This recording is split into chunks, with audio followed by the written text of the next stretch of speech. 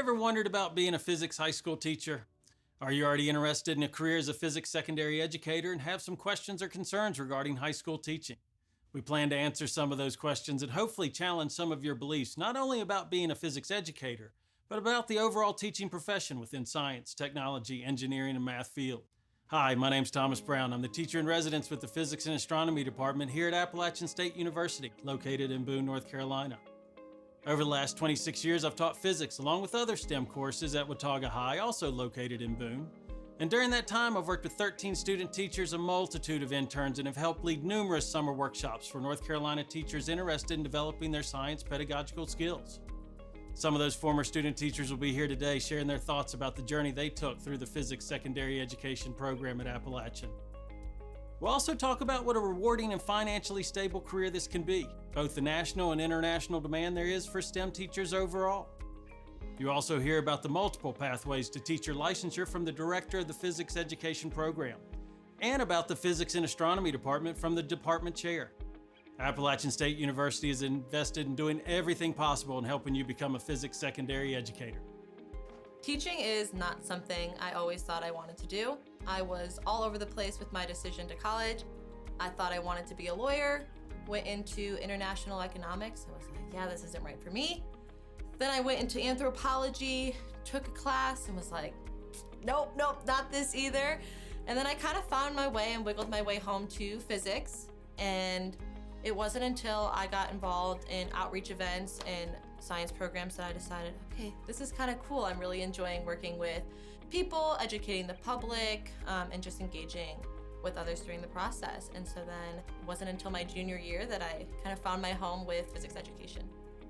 Being a physics secondary educator will provide opportunities that allow you to impact the lives of others as you watch them embrace the wonders of STEM knowledge. It will also help you grow as a person, foster positive relationships, provide yourself with financial stability, and allow more time away from work than you might in other fields. What about job satisfaction? In 2012, Gallup asked 172,000 U.S. workers to place themselves on a job satisfaction ladder today and 5 years from now. Turns out that educators polled higher than all other groups except physicians. Let's dive a little deeper and just look at STEM educators.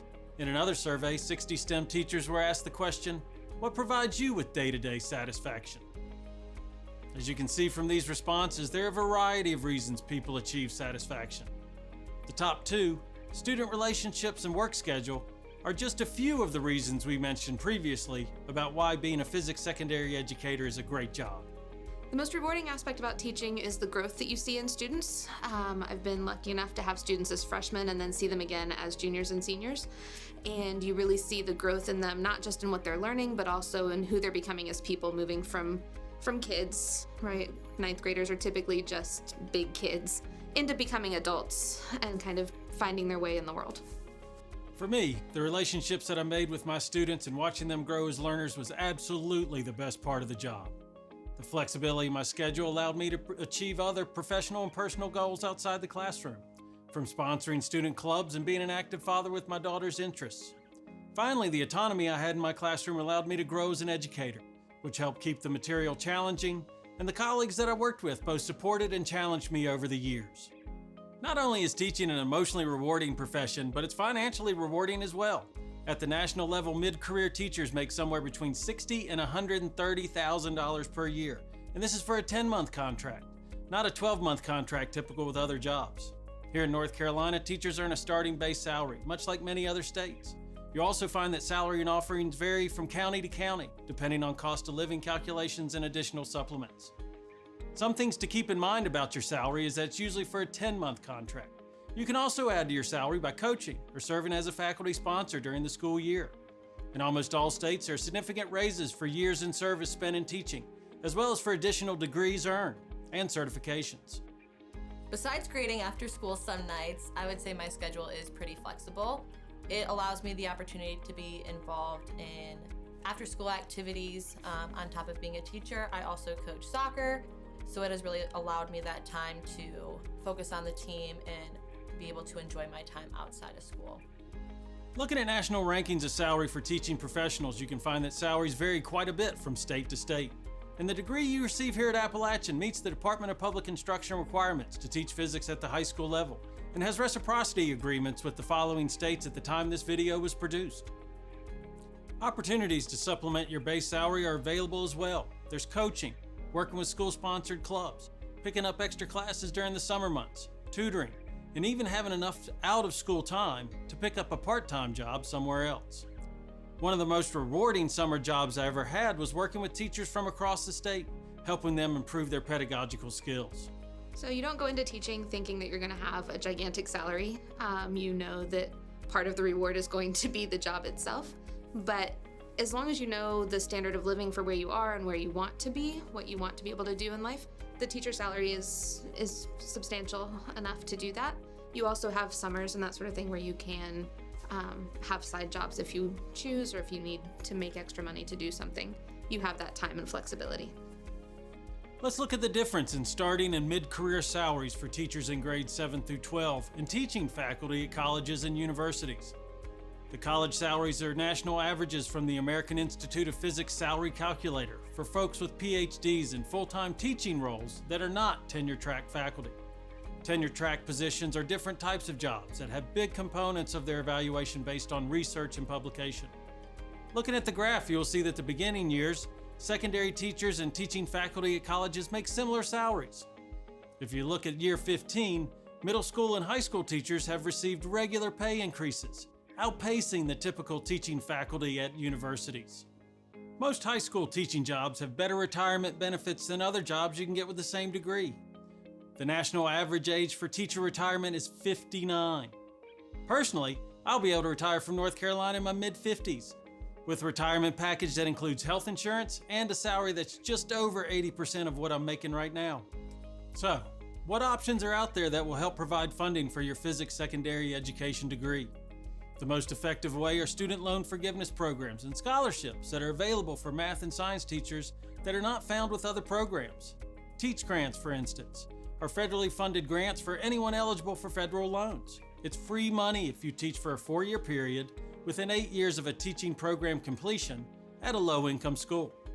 If your Teach grant obligation is not met, it just becomes a direct loan. Direct loans is money borrowed directly from the U.S. Department of Education. With those loans, if you teach for 5 years at a qualifying school, you can receive up to $17,500 of loan forgiveness. If you're getting any type of loans for schools and have any interest in teaching, there's really no downside to either one of these. Science, technology, engineering, and math teachers are in high demand, and there are open STEM positions in every area of our nation. Over half of the high school physics classes taught in the U.S. are taught by someone without a physics or physics education degree. I can attest to this shortage because at least half of the participants in the summer physics workshops that I co-instructed had backgrounds that were not in physics. There's also high demand for STEM teachers to teach abroad in English-speaking schools.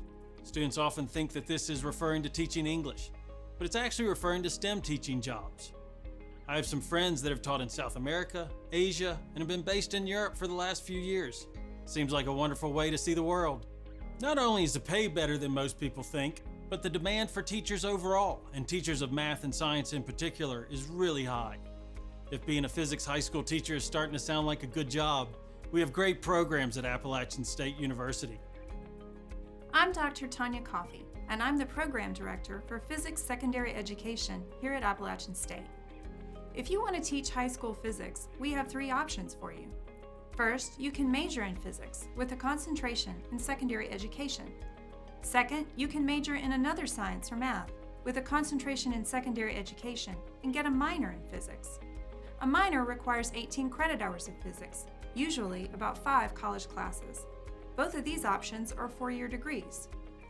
Sometimes folks realize they want to be a teacher a little later in their college career. If that's you, don't worry. Appalachian also offers a graduate certificate in secondary science education.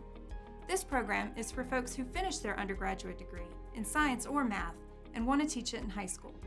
The graduate certificate only takes 18 months from start to finish, and that includes your student teaching experience. So you could be in the classroom in just 1 year. My name is Jennifer Burris, and I'm the chair of the Physics and Astronomy Department at Appalachian State University. We are one of the largest physics and astronomy departments in the nation, which brings a lot of great opportunities for students. These include an excellent physics secondary education program, an amazing student outreach club that focuses on teaching science to the community and kids in schools, and tons of opportunities for students to assist faculty in the classrooms. Even though we are a large department, our faculty love to teach, believe in collaborating with students outside of the classroom, and we know our students' names. If you are interested in physics education, Appalachian is the place to be. Hopefully, some of your thoughts about what the teaching profession can offer you and what you can get from the profession has changed.